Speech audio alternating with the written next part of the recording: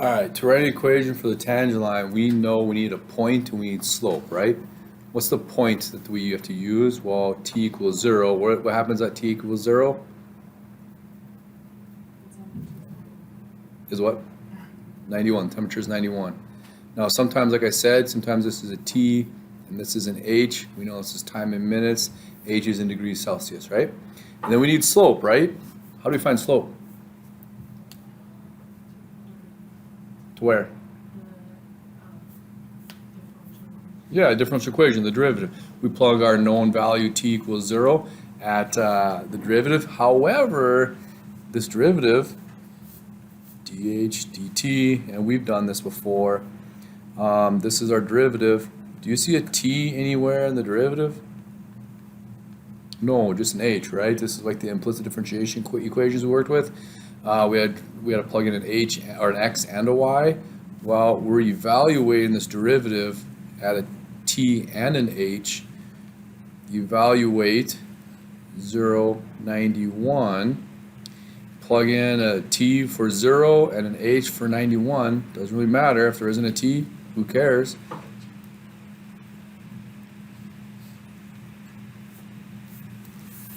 So you evaluate the derivative. This is a no calculator problem, so you have to do a little bit of math either in your head. So like add 3 makes 30, add 60 makes 63, then one more 64 to get to 91. Or you can just use your scratch paper, obviously. It's really quickly. 4, I mean. 64. So negative 1/4 times 64. What's a fourth of 64? There's our slope in negative 16. Okay, so then our equation for the tangent line would be y minus 91, right? Equals negative 16 times, you can say t or x. I'm going to say t though. T minus 0. Now, Ms. Brownlee, could I say h here instead? H minus 91? Yes, because h is the y variable, basically. Okay, we could write this a little better. And then add 91. You don't have to. We've talked about that already, right? So it would be equation of the tangent line, solve for y already. And the reason why I'm solving for y, because I was kind of thinking ahead a little bit, because it says use this equation to approximate the internal temperature of a potato at t equal 3. So y at 3 then, which y would be the temperature of the potato, or h of 3, negative 16 times 3 is 91. Negative 16 times 3 is negative 48, I believe. 40 makes 88, 3 more, so 43.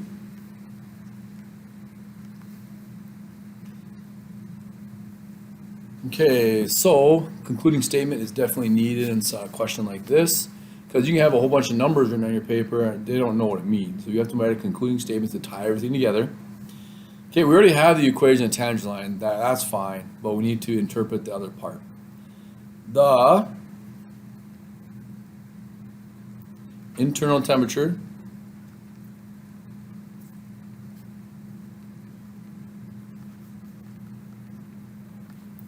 of the potato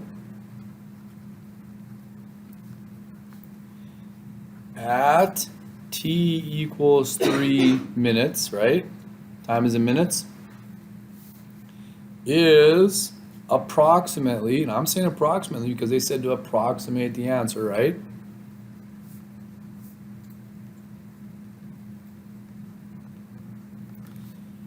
(43 degrees Celsius). Boom, done. Now, where are you getting points awarded in this particular question? Remember, we talked about it's good to be able to do calculus, but also good to know where they're looking for points. You're getting a point for finding the slope, which would be evaluating the derivative at a point, basically. And then you're getting a point for one of these three. Getting a point for the tangent line equation, and then you're getting point for 43 in the conclusion. Okay, questions on this part? Okay, let's keep going. Part B. And again, we're practicing these guys. We get familiar with the wording, we get familiar with the work, we get familiar with their concluding statements.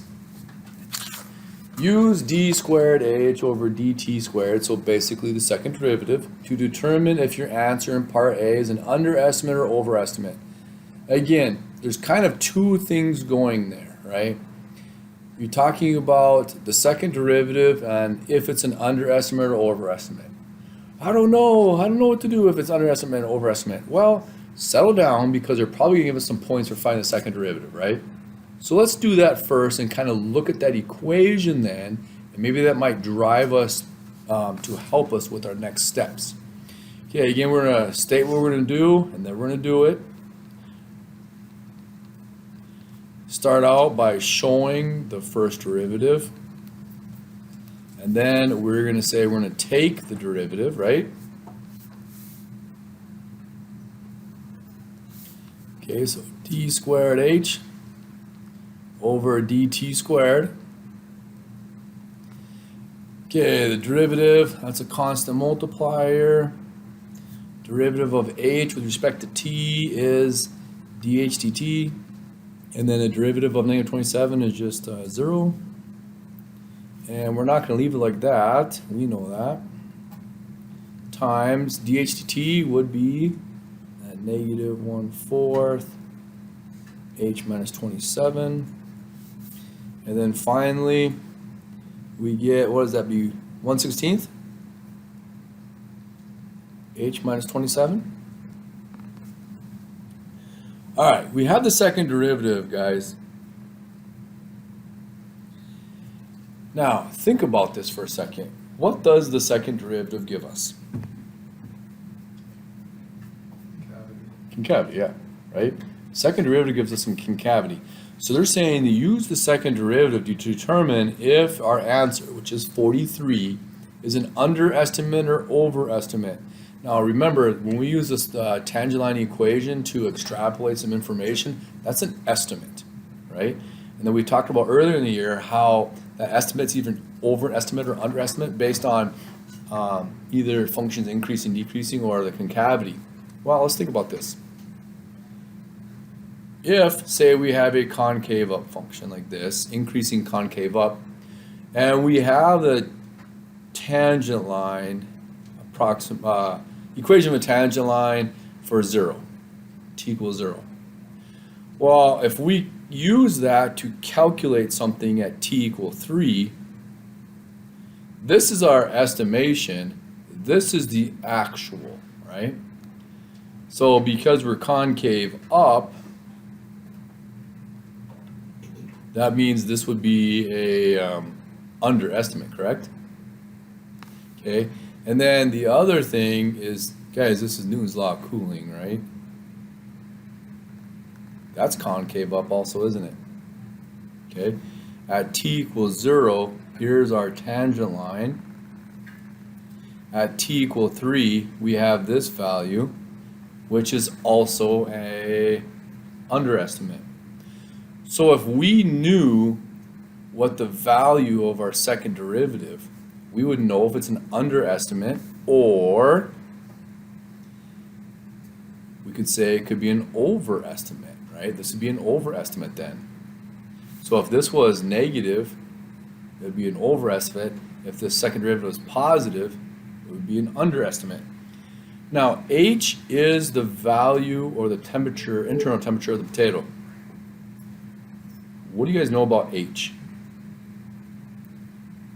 And this is a big thing people forgot when we did this problem in 2017. What do you know about the internal temperature of the potato? Cannot be less than 27. If H cannot be less than 27, that means this is always positive then, right? If this is always positive, 1/16 of a positive number is a positive number, right? That means The second derivative is always positive, therefore h is concave up, and our estimate is an underestimate. And that's what we need to write out. So we're going to state that we know h is greater than 27 for t greater than 0, just like they said in the statement, right? Way up there in that paragraph. Therefore, the second derivative, h squared, d squared h over dt squared, is greater than 0.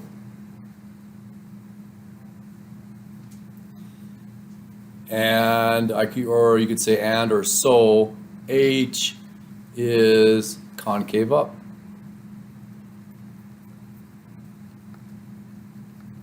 We could say h of t is concave up. That probably sounds better.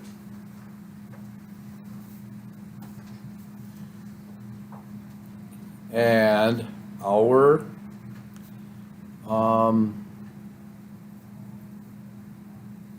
estimate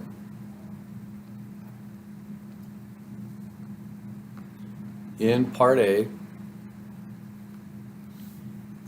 is an underestimate.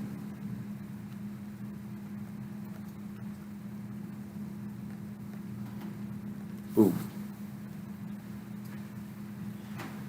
Okay, that's a lot of information. They only gave us 1 point for all of that stuff, which seems ridiculous because there's a lot of work in that problem, right? A lot of thinking, a lot of critical thinking. There's only 1 point awarded for this question. It was stating that it was an underestimate over the time period. You had to have almost all of this stuff within that answer. Okay. Now, think about how we did this though. We had some things that were going on in that question we weren't too sure of, right? But I did know I needed to find the second derivative. I got my second derivative and I'm like, oh, the second derivative gives us concavity. H is greater than 27 means this is always positive. That means our function is always concave up. Concave up, draw a little quick sketch. Oh, that means our tangent line approximation is under the curve all the time, therefore an underestimate. Okay. How would I have known to do that? Well, they're hoping you have to critically think your way through this, but they can't surprise us now because you guys have walked through a problem like that before now. Okay, let's go to C.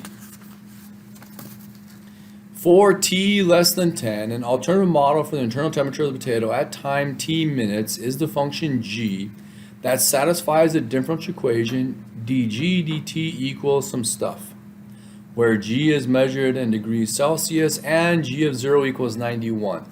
So the still internal temperature of the initial internal temperature is still 91. Find an expression for g of t.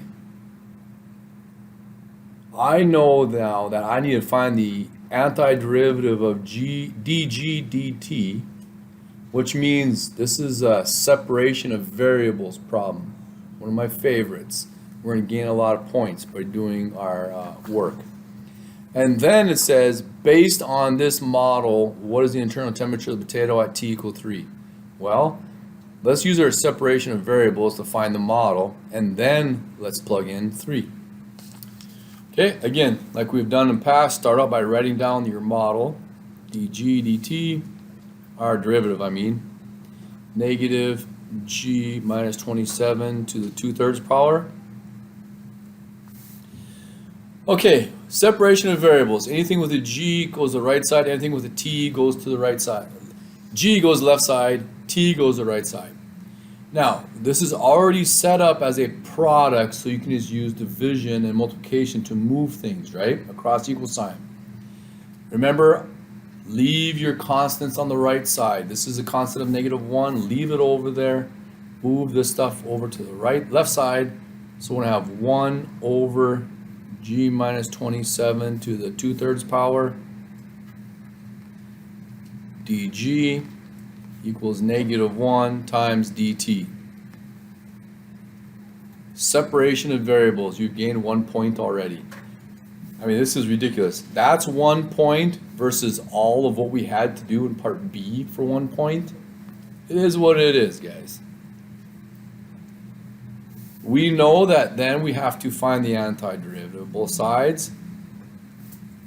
Yes, you could rewrite this first if you wanted to. That's fine. But I'm going to rewrite it now. That's going to be g minus 27 to the negative 2/3 power dg negative 1 dt. Now, we've talked about this before. We have a composite function here, obviously. This is a inner function that's linear, lead coefficient 1. So we wouldn't have to do a U substitution. But again, this is the 3rd hour of an AP test. Your brain might be a little bit mushed at this point. Just do a quick U substitution. That means du equals dg. And then now we have antiderivative u to the negative 2/3 du.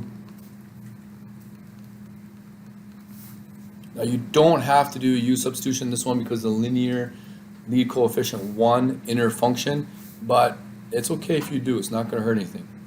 Okay, now find the antiderivative. Add 1 makes u to the 1/3. Multiply by the reciprocal, 3. Antiderivative of negative 1, that's negative t plus c. Resubstitute. G minus 27 to the 1/3 power equals negative t plus c. Another point gained by finding those two antiderivatives. Not 1 point for each. They only gave 1 point for both because they're not too bad. At this point, I solve for C. Alright, they gave us the ordered pair 0, 91, where T is 0, G is 91. Plug that in, solve for C.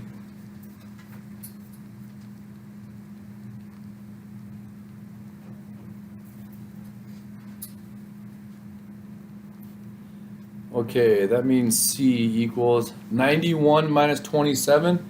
We've done that already, right? That's 64. So 3 times 64 to the 3rd power.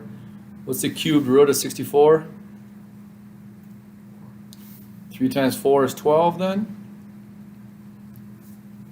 Sweet, we found our arbitrary constant. Now let's plug it in, get an extra point. So that'd be G minus 27 to the 1/3 power, negative T plus 12. Solve for G legally, mathematically. Divide by 3. And this is where it could look a couple different ways, but it doesn't really matter. Let's divide by 3, like so.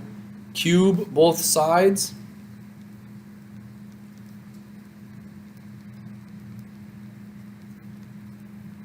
And then add 27.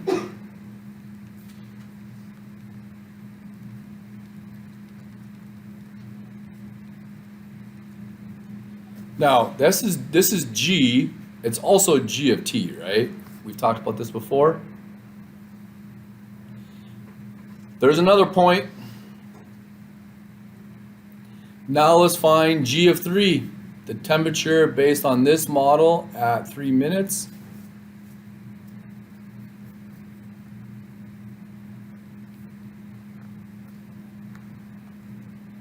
Boom.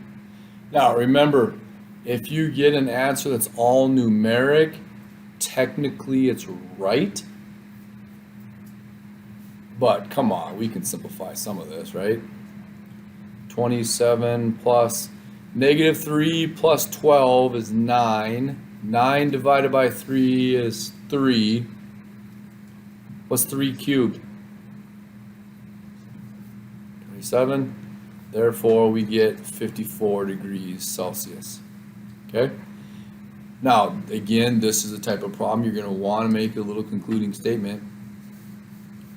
The internal temp of the potato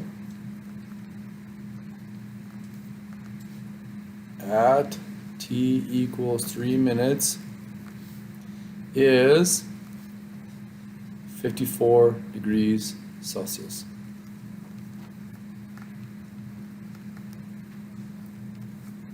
If you were just not having it, your brain is mush, you would write out the same stuff, except for you'd say is 27 plus -3 plus 12 over 3 cubed degrees Celsius, right? And that, honestly, that would be legal. But come on, we can get 54. That's not too bad. Okay, cool. All right, turn the page. And again, that last part is worth 5 points. 5 points for the math on part C. And we gained them all because we're awesome. Okay, let's look at 2012. Go back in the days. What, you guys are about 5 or 6? Good old days. Before school started. All right. The rate at which a baby bird gains weight. Aw, that's cute. Baby birds. I hate birds. No. Remember, don't get emotionally involved. Nobody cares. Okay? It's an arbitrary context. Just do the problem. The baby bird gains weight proportional to the difference between its adult weight and its current weight. Okay, that's definitely an exponential problem, right? We've talked about that. Sounds familiar. At time t equals 0, when the bird is first weighed, its weight is 20 grams. If b of t is the weight of the bird in grams at time t days, I would underline the t days and I'd underline the grams, so I know it's going to be grams per day, right? Then dB dt equals 1/5 100 minus b, where dB dt is the rate of change of the weight of the bird. Rate of change of the weight of the bird. Let y equals b of t, just so we can write it as y equals something in t, just in case they make us write an equation of the tangent line. Be the solution to the differential equation above and with initial condition b of 0 equals 20. Okay? Part A. Is the bird gaining weight faster when it weighs 40 grams or when it weighs 70 grams? Explain your reasoning. Well, what equation would tell us how fast the bird is gaining weight? The derivative, yeah. Grams per day. Okay. Well, how does he evaluate the derivative at 40 grams? And at 70 grams, where the weight in grams is B, right? You don't need to know when it weighs 40 grams. We could figure it out later, but we don't have to do that. So for part A, we need to evaluate dB dt when B equals 40, and we need to evaluate dB dt, the derivative, when B equals 70, okay?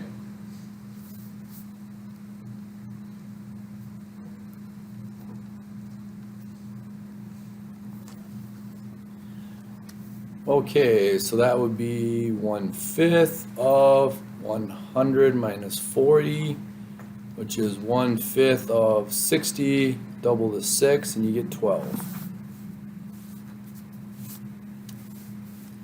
And then at 70, that'd be 1/5 of 100 minus 70, which is 1/5 of 30, which would be 6. So the moment that bird weighs 40 grams, its rate of change is 12 grams per day, right? When the moment that bird weighs 70 grams, its rate of change in weight is 6 grams per day. Okay, so when it weighs less, the rate of change is greater. That kind of makes sense because when you guys are babies, say you weigh 6 pounds and you gain 2 pounds in like a couple days, that rate of change of growth is pretty quick, right? That's quite a bit. But when you're like 150 pounds and you gain 2 pounds, the rate of change of growth is not as great, right? Even though in both instances you gain 2 pounds, but. All right. So this is how we're going to state the answer though. We know this is 12 and it's greater than this one, but we actually have to state that dB dt evaluated at b equals 40 is greater than dB dt evaluated at b equals 70. Therefore,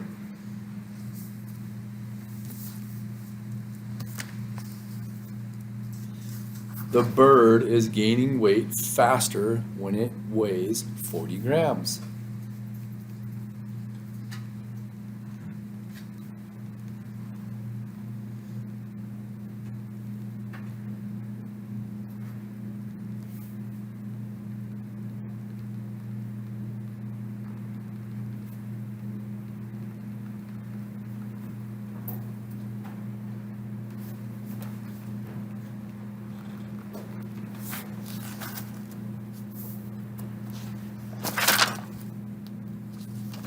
Okay, on this one, I think they gave us 1 point for using the derivative to evaluate. We used it twice, obviously, so we're only getting 1 point though for using it, using the derivative. And then we get the second point comes from comparing the two and stating that we're gaining weight faster when the bird weighs 40 grams. Okay?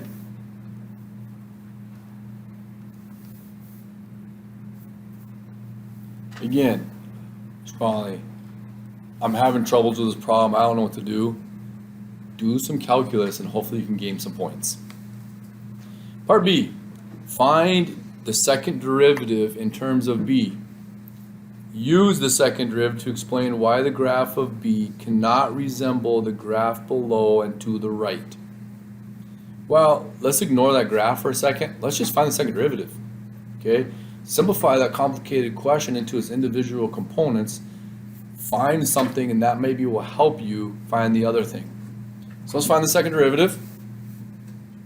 And again, show what you're doing and then do it.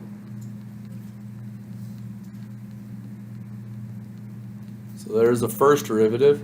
Let's show us taking the derivative of the first derivative.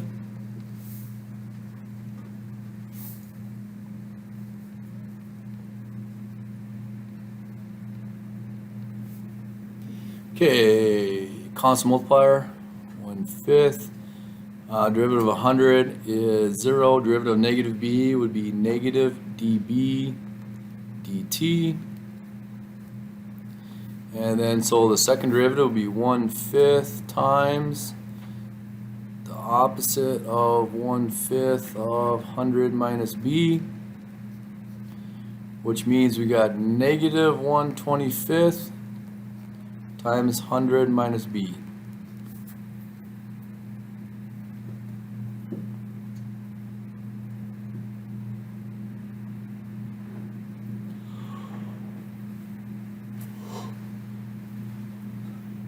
All right, the second derivative gives us concavity, right? Where is the break in concavity in this problem?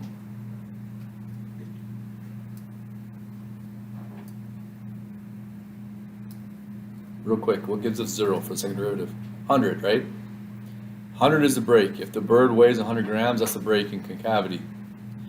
For values less than 100, what is the concavity of B, the weight of the bird? Are you sure? Why down? Because it's negative. So if this value is less than 100, this would be positive times negative, what gives us negative, right? Okay, so if B, the weight of the bird, is less than 100, the rate of change, or the second derivative, is negative, which means B is concave down. Look at the graph that's given to us. And it goes a little something like this, kind of looks logistics, right? Where this is 20 and this is 100.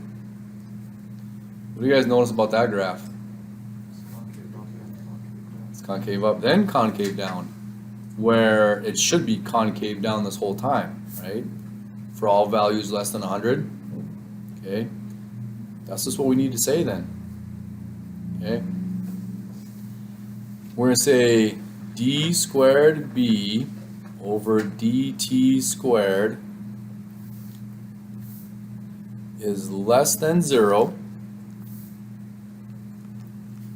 for b less than 100. We probably should say greater than 22 because it started out at 20, right? The way the bird's not going to be less than 20. So 20 less than, you can do it that way. So started out at 20 less than 100. So we have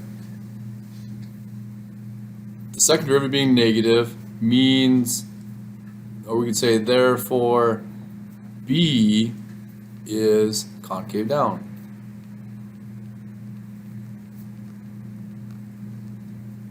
However, the graph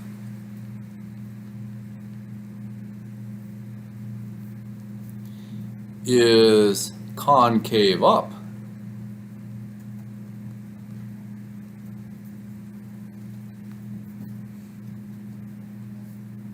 For portions. Or we could say a portion of the graph is concave up. That sounds better, right? I'm going to say the graph is concave up for portions of the graph.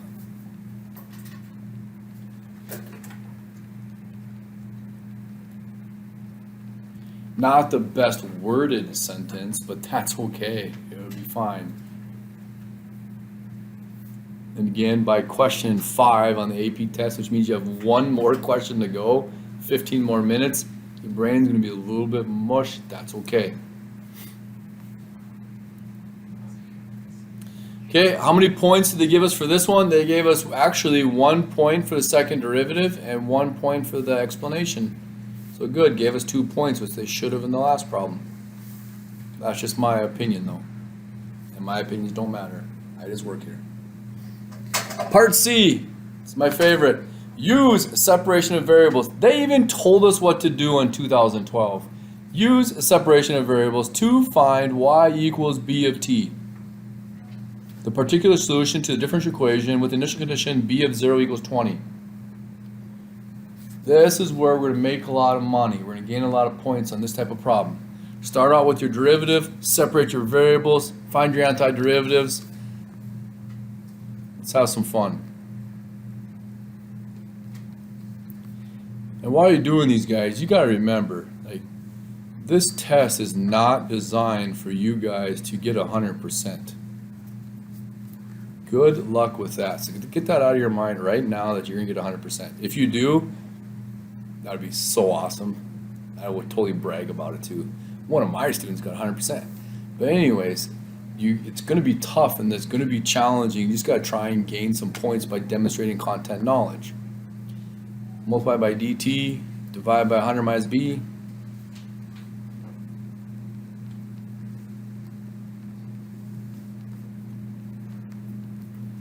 Leave your constant on the right side.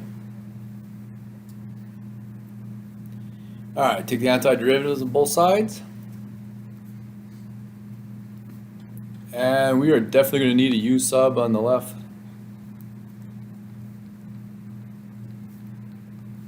Therefore, du equals negative db. And negative du equals db. So now we have negative antiderivative 1 over u du, and that'd be 1/5 antiderivative dt. Okay, what's the antiderivative? 1 over u? Natural log, absolute value u. 1/5 t plus c. And then back substitute, negative natural log, that'd be 100 minus b.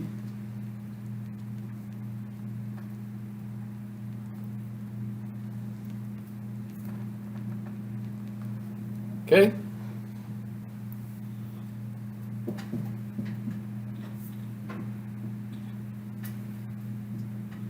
Now we need to find b, we also need to solve for c. This one's going to be fun. Okay, solve for c, substitute, what was it? 0 and 20. So negative natural log 100 minus 20. That'd be 1/5 times 0 plus c. Therefore, c equals negative natural log of 80. I don't think we need the absolute value anymore around 80, right? That's a positive number.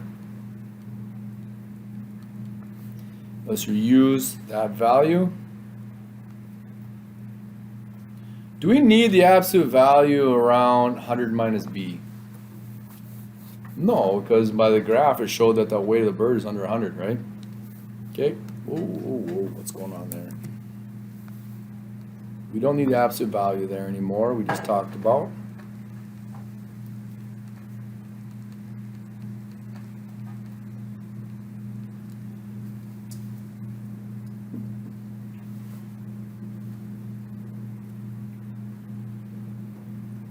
I don't like negatives in front of natural logs,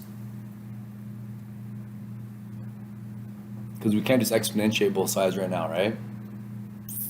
Just multiply everything by -1. Takes care of that.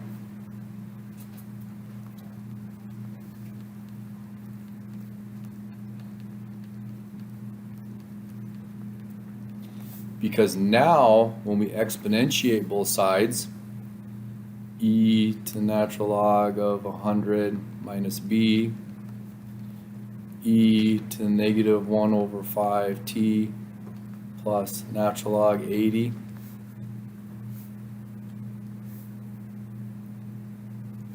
We know that we have 100 minus b here. Remember what to do here when we're adding the exponent?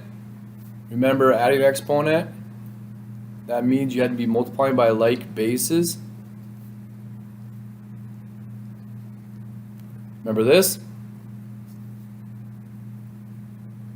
You get 80. So that'd be 80 e to negative 1/5 t. Subtract 100. Or honestly, guys, we can subtract 100 and then multiply by -1. Or we can add b and subtract this 80 stuff, right? Either way is okay.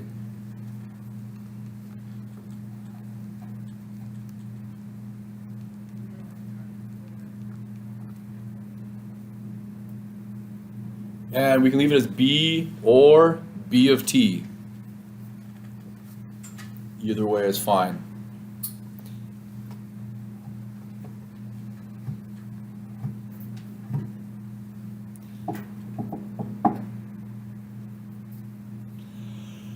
Question to this part.